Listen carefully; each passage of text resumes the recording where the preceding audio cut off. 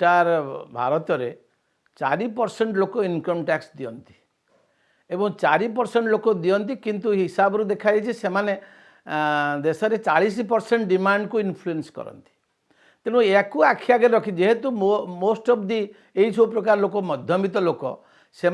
आखि आगे रखी सरकार भावुंट एमानकर पाखे परचेजिंग पावर बा कैश लिक्विड कैश अधिका रहिले निश्चय मार्केट रे डिमांड हम एवं लोक मैंने किसी जिनस किणवे जो थे कि जो धीमा अवस्थाटा कमिब तेणु या उद्देश्य रखी सरकार आगुरी कॉर्पोरेट सेक्टर उपर टैक्स कमे नवेम्बर मसरे एवं वर्तमान सरकार इनकम टैक्स उपरे किसी रिहाती देवा घोषणा कर बजेट एवं रिहाती को सरकार किंतु चालाक भाव में दुई प्रकार व्यवस्था रखिंट एवं लोक ऑप्शन देइचंती तमे दीटा भितर जहाँ को चॉइस कर देखा जाउची जे पुराना व्यवस्था रे जो रेट थिला बा स्लाब थिला बर्तमान नुआ व्यवस्था रे गोटे स्लाब बढ़ेइचंती 15 लाख नथिला 10 लाख पर 30 लाख एमती तापर लोकों 30% इनकम टैक्स थिला किंतु सरकार बर्तमान 10 रु 15 गोटे करचंती एवं रेट मध्य कमेइचंती 25% करचंती एवं 25 पर आउ जी होचंती 15 पर 30% करचंती टैक्स दवापे तेणु ये जो प्रकार स्लाब एक बढ़ेइचंती दुईटा ऑप्शन देइचंती तुम पुराना ऑप्शन नहीं पार नुआ ऑप्शन नहीं पार डिफरेंस कौन ना पुराना ऑप्शन रे आमको प्राय 70 प्रकार डिडक्शन सुविधा थिला बा रिहाती टिकस रिहाती आमे इंश्योरेंस कलु आमे घर किनिया लोन करिचु आमे प्रोविडेंट फंड टंका रखिचु आमे अन्यान्य विभिन्न सेवा करवा पाइबा माने पिलांकर पाठ पढ़ा क्षेत्र में जो लोन करचु ता बात रे मध्य एई सब प्रकार विभिन्न एमती हिसाब है 70 प्रकार रिहाती अच्छी एवं आमे जो डिडक्शंस पाऊ सेटा इनकम टैक्स एक्ट अनुसार आमको डिडक्शन मिले एवं से जो रिहाती मिलूची सेटा पुराना क्षेत्र में अच्छी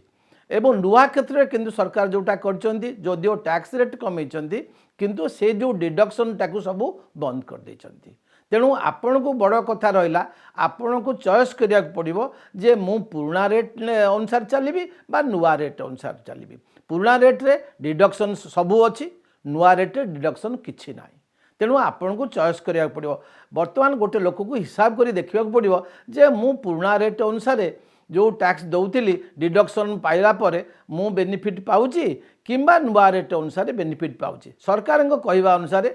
नुआ रेट अनुसार बेनिफिट अधिका मिलिबो किंतु पुराना रेट अनुसार सरकार ये जोटा कहिचंती पूरा कथा कही नांती कारण इट डिपेंड एटा निर्भर करुची गोटे लोकर केते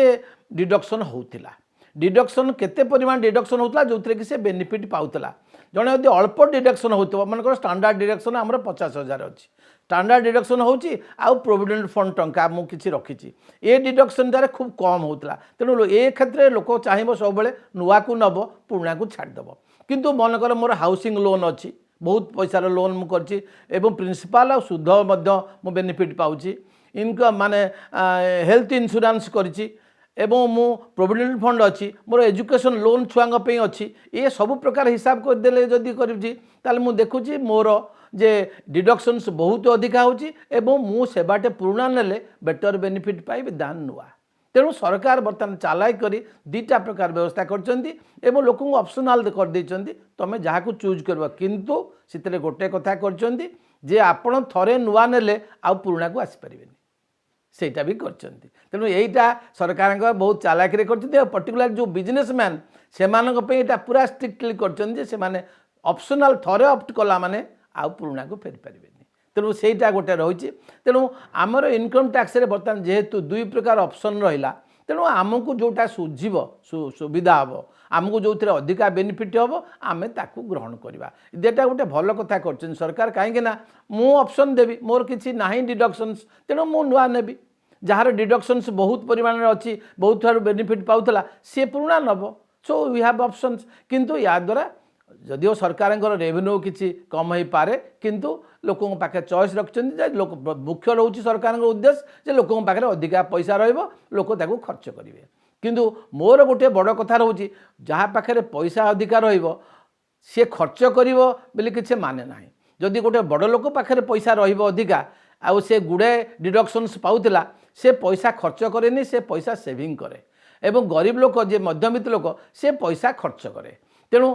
सेटा जना पड़ो प्रकृति में सरकार ये जो प्रकार प्रोग्राम कर जोड़े ऑप्शन देते सरकार केते दूर से ऑप्शन जो कि लोक किणवे लोक पाखे परचेजिंग पावर हम लोक बजार जिनस किणवे एवं जो कि उत्पादन हम एम्प्लॉयमेंट हम सरकार यही उद्देश्य जो अच्छी सेटा केते दूर फलवती होची सेटा देखा अच्छी वित्त मंत्री ऑलरेडी कही सारे जे आमको 70 ठू 100 पाखापाखि डिडक्शंस सुजोग दिखाई ये जो डिडक्शंस यहाँ प्रकृत भाव में केते दूर फलप्रद होची जाना दरकार कहीं टैक्स आम 1971 मसीहा को विचार कले 1971 मसीह आमर 12टा टैक्स ब्रैकेट थिला एवं 92% हाईएस्ट टैक्स रेट थिला 92%। बर्तमान आमर 4टी टैक्स ब्रैकेट सरकार एथरक गोटे अधिका बढ़ई तेणु किंतु मैक्सिमम टैक्स होची 42%। तेणु भावंतु टैक्स रेट कमी एवं सरकार भी कहते 16 कोटी लोकों को अधिका टैक्स नेट भितर इनकम टैक्स नेट रे भर्ती करछंती किंतु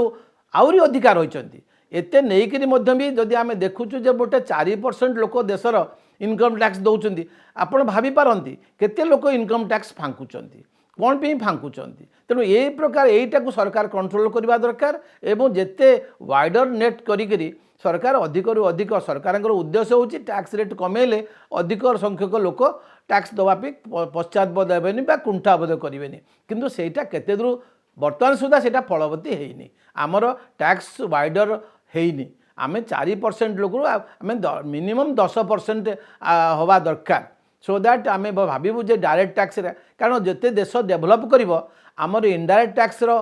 परिमाण कमिबो डायरेक्ट टैक्स परिमाण बढ़िबा एवं डेभलप कंट्री से प्रकार सिस्टम अच्छी किंतु आमे देखुचु जे आमर इनडायरेक्ट टैक्स रो इन्फ्लुएंस अधिका परसेंटेज दैन डायरेक्ट टैक्स तेणु सरकार को बेलू को यहाँ करेंगे जो कि लोक मैंने जानवे जे इनडायरेक्ट टैक्स अपेक्षा डायरेक्ट टैक्स रो महत्व अधिका एवं आमे टैक्स दौचु एवं आमे बेनिफिट पाउचु यहाँ सरकार माने सरकार यहाँ रियलाइज करने व्यवस्था करवा दरकार।